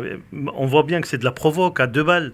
Mais moi, je comprends même pas qu'on en parle. C'est-à-dire que c'est dans le règlement. C'est pas nous qui en parlons, c'est le collège en question qui met ça dans le règlement. Donc, non, le collège, ça fait des années. C'est une mode, en ce moment, c'est la claquette chaussette. Oui, mais d'abord pour des raisons de sécurité. Ouais. Tu peux pas te trimballer avec des claquettes dans une cour. Ouais. D'accord, pour des raisons de sécurité. Il peut y avoir une pierre, n'importe. Et on sait aujourd'hui que les responsables d'établissement sont pénalement responsables. Bon. Donc moi, c'est qu'il y ait un reportage sur ça. C'est ce qu'on disait tout à l'heure. On est sur. C'est ça le zapping, c'est aller voir ce qui se passe à la télé aussi. Le pire, le meilleur. Tiens, j'ai un truc pour Yasser pour finir ce zapping. Un Pascal Praud énervé après Elisabeth Borne. Écoutez. Chacun doit être bien conscient du monde dans lequel on vit. Donc, moi, je les appelle à prendre pleinement conscience de cette situation. Mais elle est qui, Madame Borne, pour me parler comme ça? Non, mais sérieusement, c'est une vraie question. Elle est qui? Mais la Première ministre. Et elle doit me parler comme une maîtresse d'école? Je suis un enfant? Je dois prendre conscience? Mais c'est qui ces gens, en fait? C'est qui ces gens? Pour qui ils se prennent? Oui, elle n'est pas élue, Madame Borne. Élue de rien du tout. Voilà Yasser, il est énervé Pascal Praud après Madame Borne qui faisait référence et qui parlait en fait des footballeurs qui prennent conscience du climat en référence évidemment à ce qui s'est passé avec le Paris Saint-Germain. Qu'as-tu à répondre à monsieur Pascal Praud, Yasser Louati? Qui elle est Madame la Première Ministre pour nous parler comme des enfants? Je mets ça en suspens et on verra la réaction de Pascal Praud lorsque Elisabeth Borne tiendra des propos islamophobes ou racistes ou contre les banlieues. Là, on verra que tout à coup, ce sera sa copine, mais même au-delà de ça, Pascal Praud fut un très bon journaliste sportif. Pas très bon. Enfin, il fut un bon journaliste sportif. Ça, il faut lui reconnaître. Mais là, il est que la pâle copie d'un pédocrit qui répète ce qu'on lui dit de répéter. Voilà, point à la ligne. On sait très bien à qui appartient. Non, mais on sait à qui appartient CNews. Oui. On sait l'agenda. On connaît l'agenda de CNews, d'accord. C'est l'unification des droites. Comme Macron là, il est en train de bouffer encore sur la droite parce que voilà, avec tout ce qu'il est en train de mettre en place, l'assurance chômage, la retraite et tout ça, c'est vraiment des signaux très forts vers la droite. Et la droitisation de ce gouvernement, elle est de plus en plus. Donc il faut montrer que la droite n'est pas d'accord parce que Madame Borne, elle représente quand même entre parenthèses, bien sûr, très grosse parenthèse, l'aile gauche. Très grosse parenthèse. Bah oui, parce qu'elle elle est censée représenter l'aile gauche du macronisme. Sauf que. Ouais, bon, le centre de gravité est à droite, la droite dure. Non, mais bon, Madame Borne, elle a été directrice de cabinet d'un ministre socialiste. Je pense pas que ça fait d'elle pour autant une femme de gauche. Quoi. On a bien nommé un soutien de Zemmour au gouvernement hier, et puis il a très vite démissionné. Vous êtes au courant de ce soir? Oui, mais on a le droit de nommer qui on veut. Oui, c'est le fait du prince. Alors, dans un instant, au garde à vous, tout le monde, on va parler de Vladimir Poutine. Ne bougez pas, le Grand Forum revient dans un instant. Le Grand Forum sur France Maghreb 2.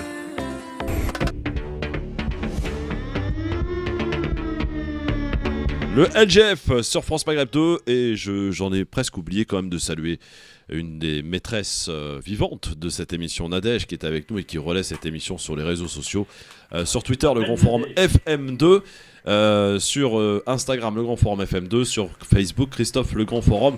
Et pour l'instant, par rapport à notre battle et notre match à venir entre Sofiane et Yasser, à savoir est-ce qu'il faut boycotter la Coupe du Monde au Qatar, eh bien Yasser est plutôt pour, et il s'en expliquera, Sofiane contre. Pour l'instant, c'est le contre qui l'emporte à 73%, c'est ça, Nadège? Si je dis pas 67%. L'intelligence l'emporte tout le temps. Oui, ça va, 2 secondes. Par contre, juste un petit coucou de notre chère députée Sabrina Sebaï qui me dit de te passer le bonjour. Ah, bah tu la salues bien, notre Sabrina Sebaï, évidemment.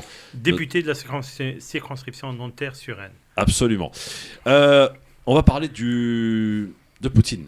Il est impossible d'isoler la Russie. La déclaration ce matin de Vladimir Poutine, le président russe qui s'est exprimé lors d'un forum économique. Il a parlé, je cite, des élites occidentales dominées par les États-Unis. Le simple fait qu'il appelle l'Occident à arrêter les sanctions au motif qu'elles ne seraient pas efficaces et qu'elles pèseraient davantage sur l'Europe que sur la Russie, nous incite à considérer qu'elles le sont efficaces. Et s'il vous faut des chiffres, vous en avez. Le PIB de la Russie baisse. Tout le monde dit que la Russie utilise l'énergie comme une arme. Encore des absurdités. Quelle arme utilisons-nous? Nous fournissons autant que nécessaire en fonction des demandes de nos partenaires. Autant qu'ils le demandent, c'est la quantité que nous livrons. Vladimir Poutine, donc il est impossible d'isoler la Russie. Yasser Louati nous dit Poutine, il a raison? Bah, ça dépend ce qu'on appelle isolé. Non, c'est que oui, c'est isolé du camp occidental. Peut-être, mais en tout cas, on a bien vu que les relations se sont réchauffées encore plus avec la Chine et avec l'Iran. Mais est-ce que les sanctions sont efficaces? C'est toujours sujet à caution. Honnêtement, moi, j'ai pas cru que les sanctions en fait allaient être efficaces parce que déjà la Russie est suffisamment grande, il y a des frontières suffisamment grandes pour avoir d'autres partenaires. Elle serait pénalisée, oui.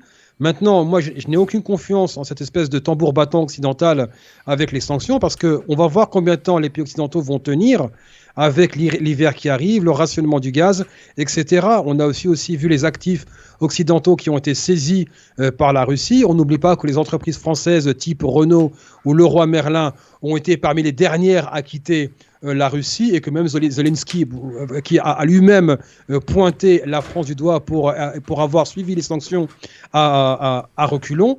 Mais franchement, honnêtement, j'ai pas l'impression que c'est en train d'avoir un effet remarquable qui pourrait mettre un terme à l'invasion de l'Ukraine et à ce que surtout la Russie cède les territoires qui sont maintenant sous son occupation. Sofiane, est-ce que les sanctions qui sont prises en ce moment contre la Russie sont productives ou pas du tout? Ou alors Poutine, tu te dis de toute façon, vous pouvez prendre toutes les sanctions que vous voulez, ça va se retourner contre vous et on est en train de le voir. Yasser a dit quelque chose. D'abord, parler de l'isolement de la Russie. La Russie a renforcé ses relations avec la Chine. Oui, d'ailleurs, le président chinois qui va venir rendre visite à Poutine dans les prochains jours. Non, mais avec la Chine, mais avec un autre pays aussi, on en parle très peu, c'est l'Inde. L'Inde, oui. Oui, il y a un rapprochement, d'ailleurs, il y a une signature d'un accord commercial très important avec l'Inde. Donc, quand même, ça fait les 3/4 de l'humanité. Tu isoles comment? Quand toi-même, tu es considéré comme un marché dans un big marché. C'est-à-dire que tu es une enclave. L'Europe, l'Occident, c'est une enclave dans un monde. Et là, les 3/4 de ce monde-là se mettent d'accord. Tu ne peux pas isoler les 3/4 du monde. C'est impossible. Ça, c'est le premier point. Ouais. Deuxième point, on parle de les Russes, ça fait longtemps. Alors, il y avait très très longtemps un embargo sur la livraison de pommes de terre. Il y a la première guerre de Crimée.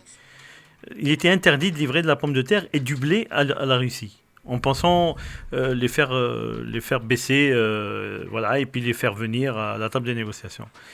Les Russes ont fait un truc très simple. Ils ont développé la culture de la pomme de terre et ils ont développé la culture du blé. Ils sont devenus exportateurs.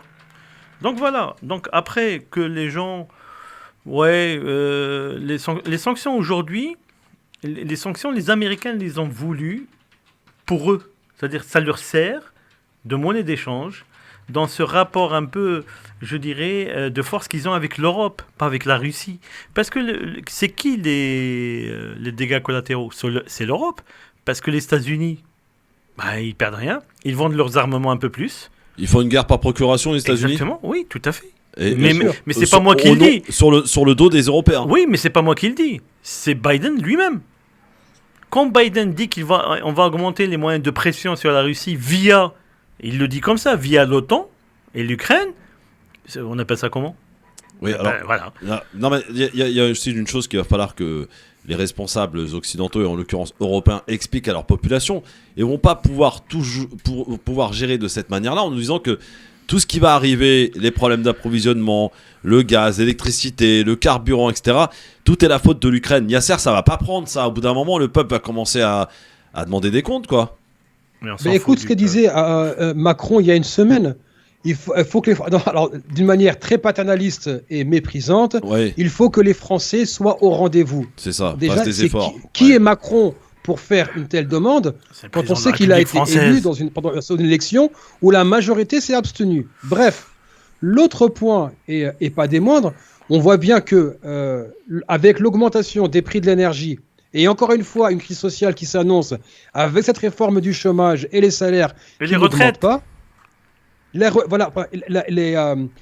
la réforme des retraites, honnêtement, mais comment est-ce qu'on va vendre ça à l'opinion publique ? Si au moins Macron était populaire en France, plébiscité, les gens pourraient, la main sur le cœur, dire on fait cause commune.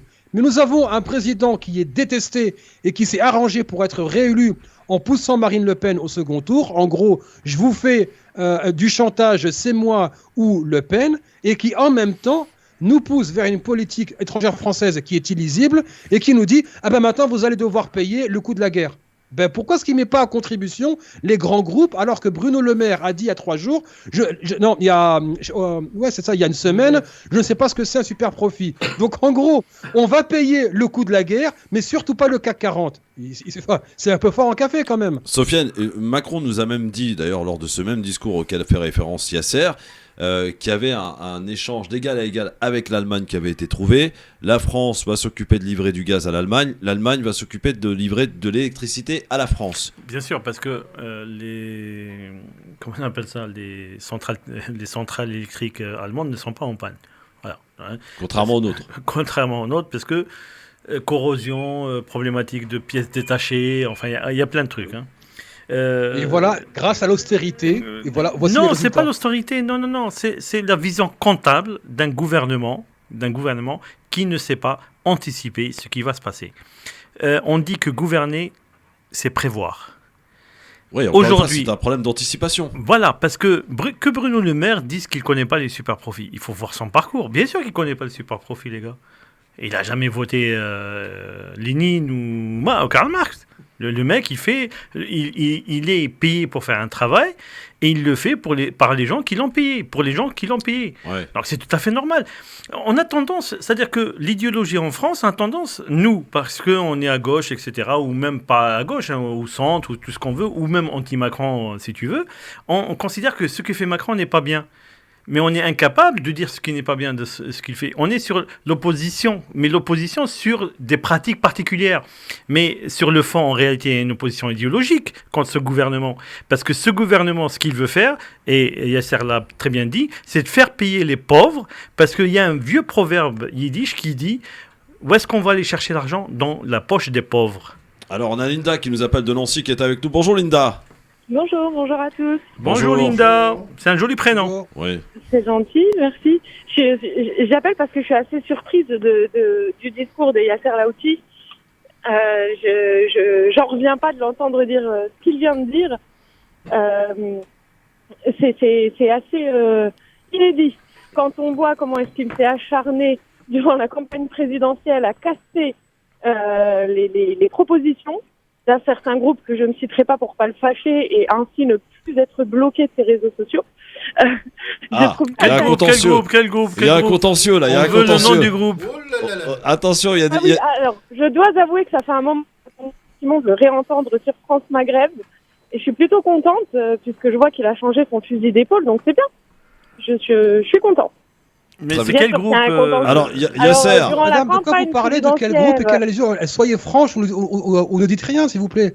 Si vous avez reproché, attendez. Mais je pense pas que mon discours a changé en quelques mois. Je suis désolé là-dessus, madame. Si, complètement. Vous vous êtes acharné durant toute la campagne présidentielle à casser tous ceux qui, de près ou de loin, pouvaient soutenir la France Insoumise. Ouais, bien, on a le droit. Pour aujourd'hui reprendre la proposition La France Insoumise, qui a été déposée déjà depuis un moment, sur la taxation des super-profits et vous émouvoir du fait que M. Bruno Le Maire ne connaisse pas les super-profits, etc. Non, ça c'est moi, c'est pas Yasser. Non, mais dans tous les cas, moi je trouve que... Et puis un discours anti-Macron plus, quoi.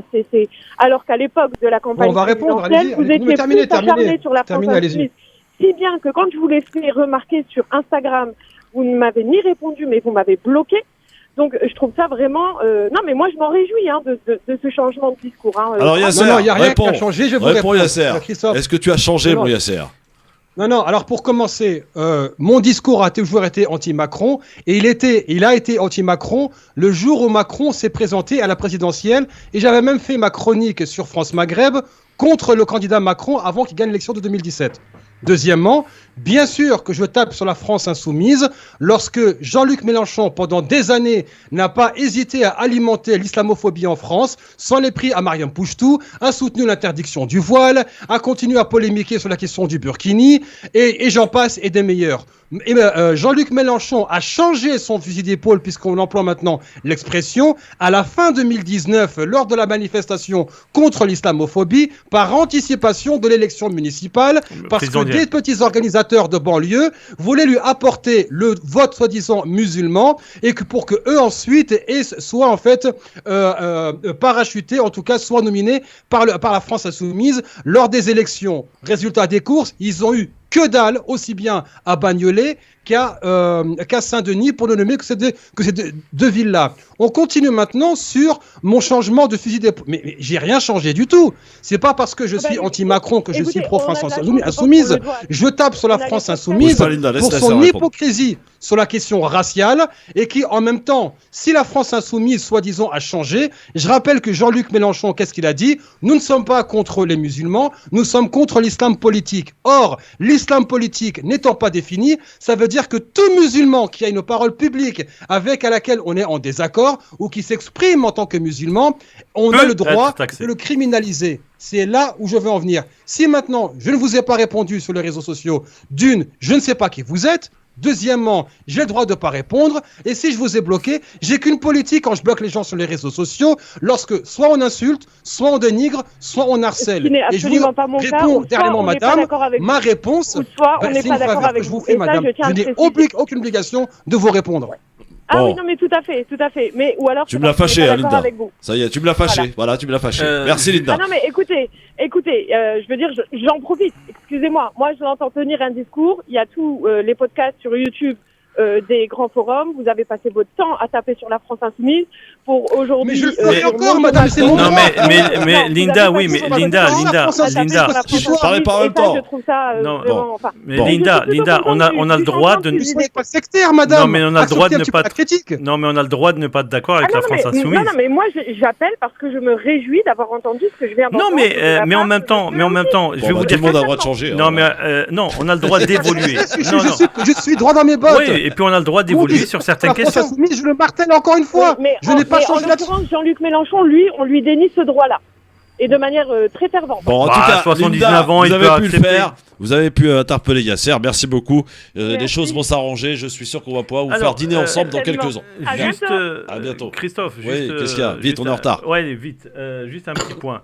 Quand on parle de super profit, il n'y a pas de super profit, de petit profit. C'est-à-dire, il faut taxer les profits. Point. C'est-à-dire, en fait, il faut que les grands groupes participent réellement à l'impôt qui est la base d'une société démocratique. Et très bien. Voilà. Merci Sofiane. Dans un instant, la battle, oui ou non, il faut boycotter le Qatar, la Coupe du Monde au Qatar. Yasser Louati face à Sofiane Garbaoui. Et vous, arbitre 01 40 33 2000, tout de suite. Oh là, il y a des menaces dans l'air. Hein. Oh là. Restez avec nous. Le Grand Forum revient dans un instant sur France Maghreb 2. France Maghreb 2.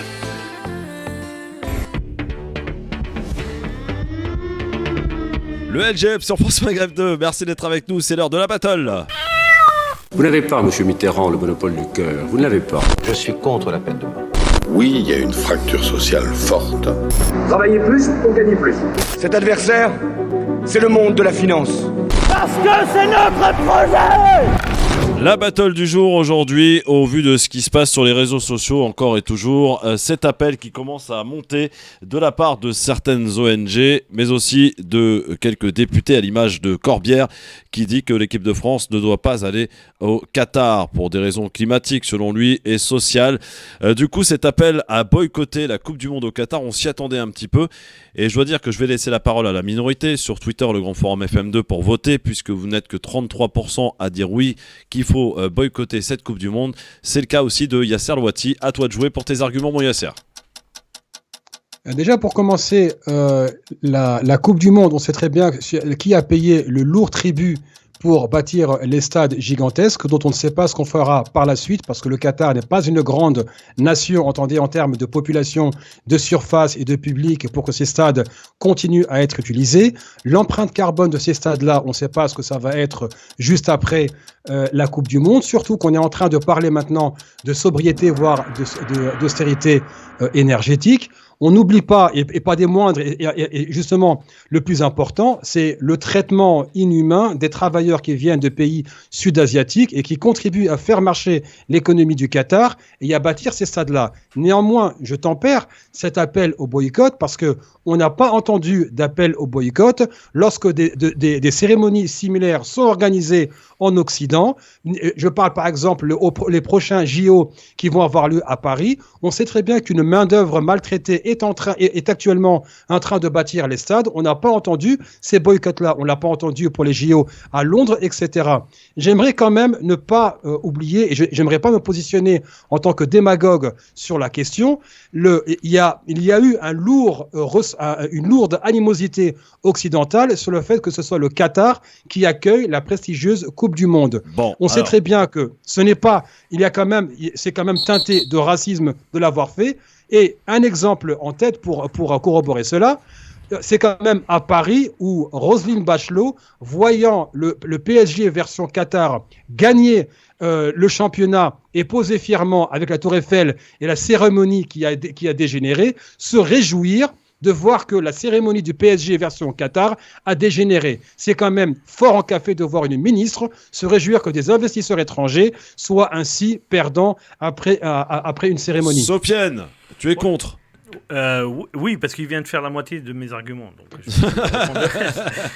effectivement, c'est beaucoup de racisme quand même, parce que après tout, c'est que des bougnoules qui vont organiser. Donc forcément, c'est pas terrible. Hein.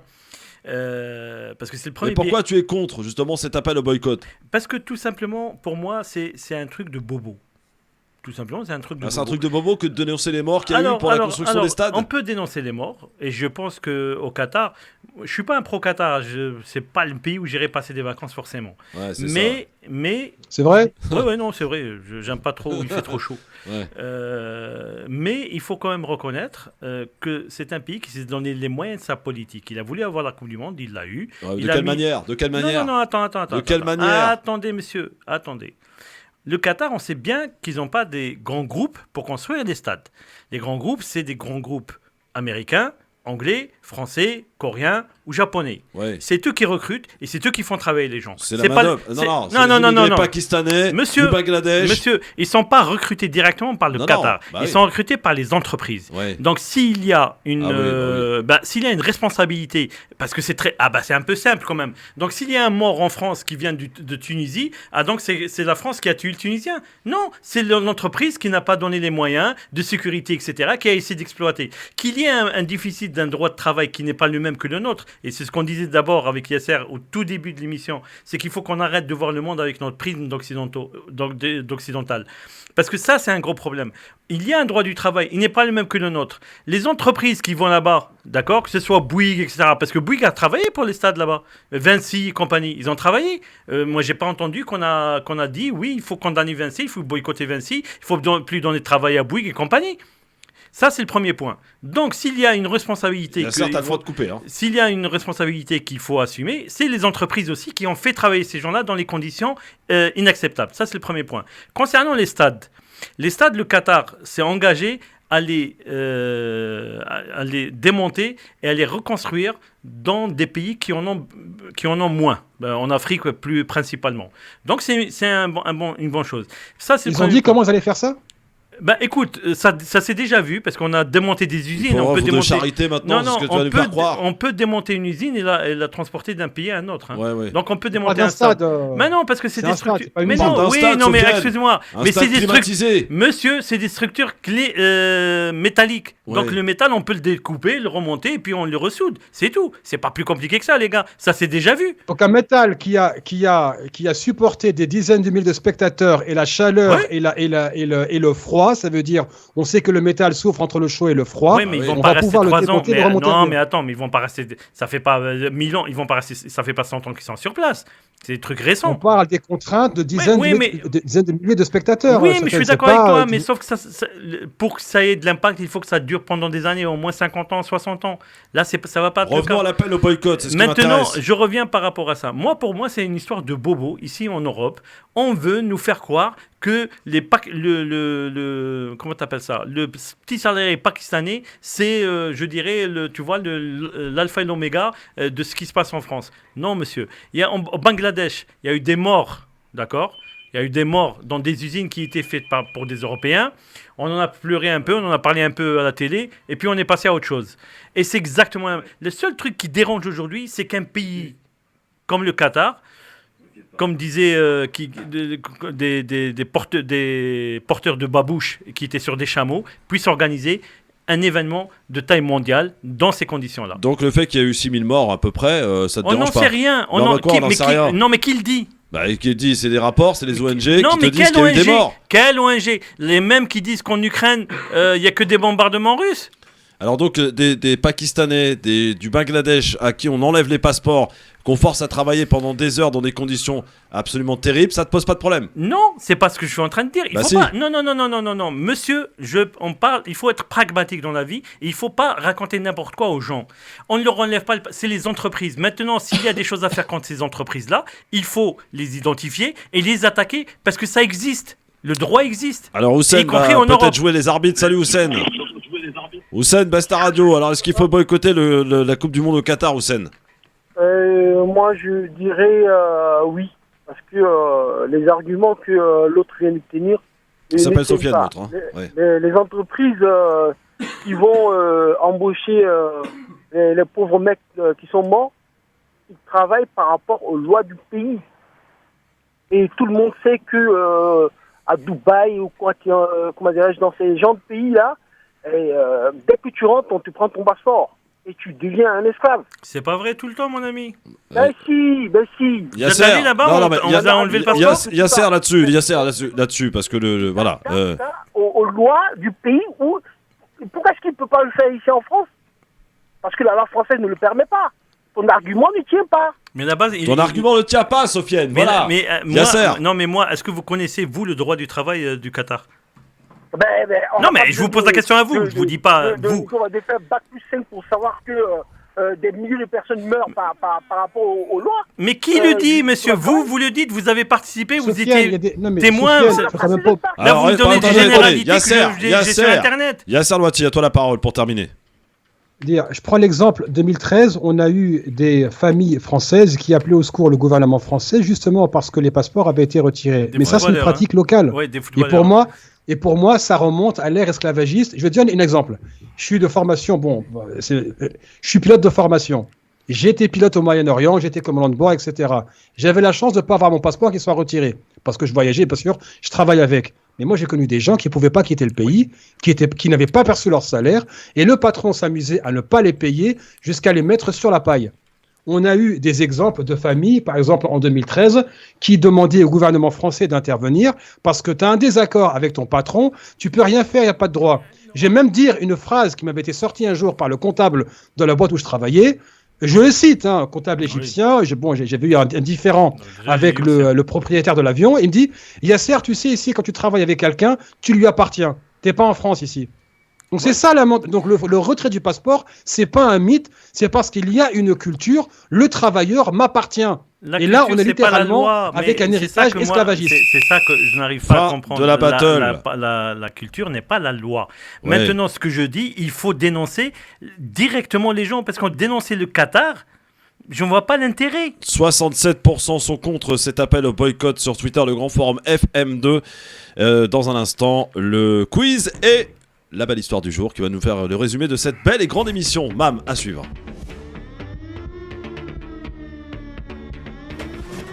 Allez. Le LGF sur France Maghreb 2 pour cette dernière partie. C'est parti pour le quiz. Le quiz.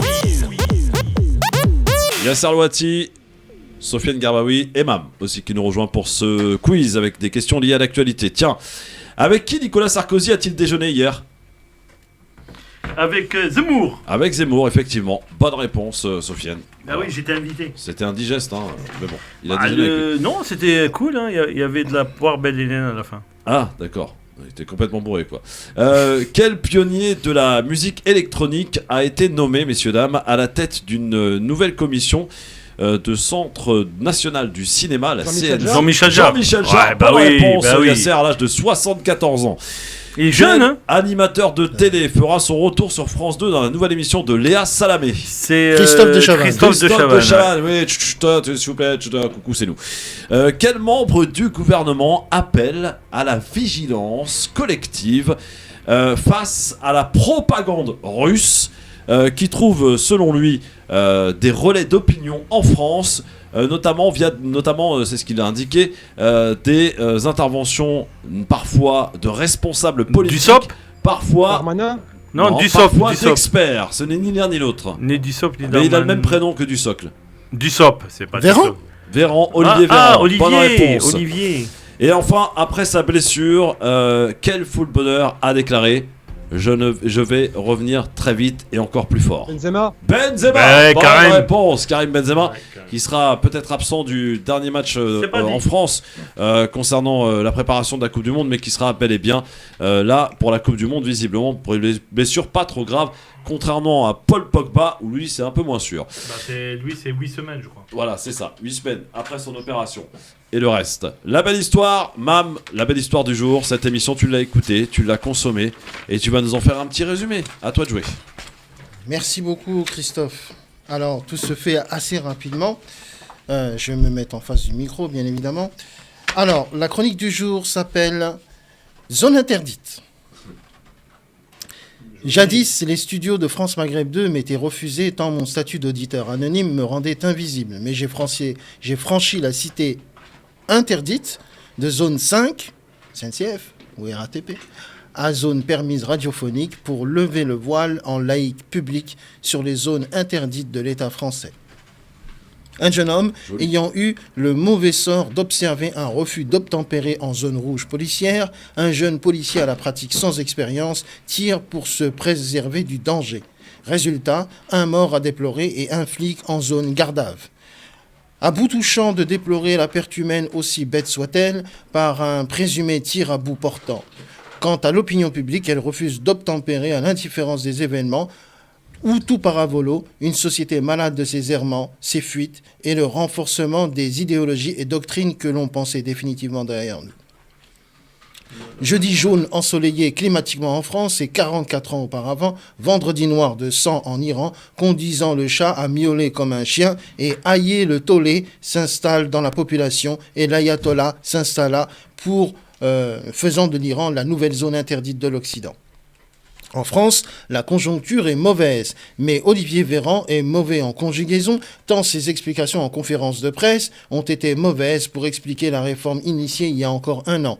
Et vu la sortie de son livre, il passe de la conférence de presse à la confidence de presse. L'incitation en vocabulaire étatique est très souvent une contrainte supplémentaire pour accepter l'inacceptable qui, cette réforme, ne protège que les caisses et sa soi-disant pérennité, mais pas celles et ceux qui connaissent un accident de la vie. Vivre l'inactivité est dur et les nouvelles règles ne doivent pas inciter à accepter n'importe quel job à un salaire non correspondant à ses qualifications ou parcours professionnel et des conditions de travail dégradées.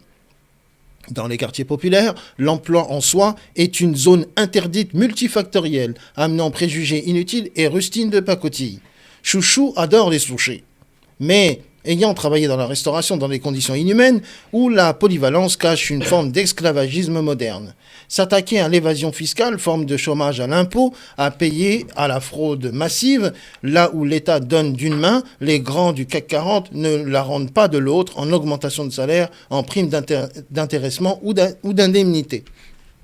Je ne suis pas payé pour faire mes chroniques, mais pendant ce temps-là, Yannick Jadot joue le dur, là où sa campagne fut molle et moisie, mais qu'il s'en rassure, Sandrine Rousseau n'a pas comme aïeux intelligent ni Jean-Jacques ni le douanier. Pas de claquettes chaussettes au collège à Saint-Denis, mais à Saint-Macron, il y a des joueurs de claquettes, avec ou sans chaussettes, de politique incompréhensible, visant à ne pas mettre en face des élèves des professeurs qualifiés et formés. C'est toujours plus intéressant que d'interdire la claquette, les recteurs méritant des claquettes dans les dents, plutôt qu'autre chose. Mais je ne porterai pas de gants, ni de chaussettes. L'insulte la plus répandue dans le monde occidental reste celle-ci. Poutine de merde. Car le Vladimir donne du fil à retordre à l'Union occidentale. L'Union européenne et les États-Unis s'entendent. La zone interdite de l'URSS n'est pas la zone interdite russe. Et jadis, la maxime populaire « une union fait la force » ne fait plus autant de poids que le gaz convoité. De l'eau dans le gaz, il en était l'objet entre Yasser Louatier et Linda de Nancy. Nous n'avons pas de moutarde, mais nous avons des idées fortes qui s'expriment. Yasser répond droit dans ses bottes, ce qui change des claquettes et des chaussettes d'ailleurs. À propos de claquettes, on interdit les collégiens de Saint-Denis la claquette chaussette quand on a mangé pendant des années Bruno Mazur présentant le 20h en charentaise. Le fight Yasser Linda fut ratar. Mais pas autant que le Qatar, pays hôte de la Coupe du Monde, qui a vu s'affronter M. Louati et M. Gerbaoui. Beaucoup de sacrifices humains, de conditions d'exercice difficiles de travail et un boycott qui se veut pressant, les pressions économiques sont tellement folles que sa résolution en devient insoluble. Le ballon rond rend fou, mais je me soigne. Ma zone interdite n'est pas en rien de m'idolâtrer, bêtise humaine en prime. Pour conclure, rien ne sert de courir, il faut partir à point en quittant la zone permise des ondes radiophoniques pour rentrer en zone interdite de ma vie privée. Pas mal, bravo la belle histoire pour ce beau résumé de cette émission qui se conclut évidemment. Merci beaucoup mon Yasser, à très très très vite. On rappelle cjl.ong pour suivre les travaux du CJL avec un rapport attendu sur la présidentielle notamment. Très vite bien sûr, et sur les réseaux sociaux aussi pour suivre notre ami Yasser Louati. Tiens les gars, vous savez où va se dérouler la fête de l'humanité ce week-end?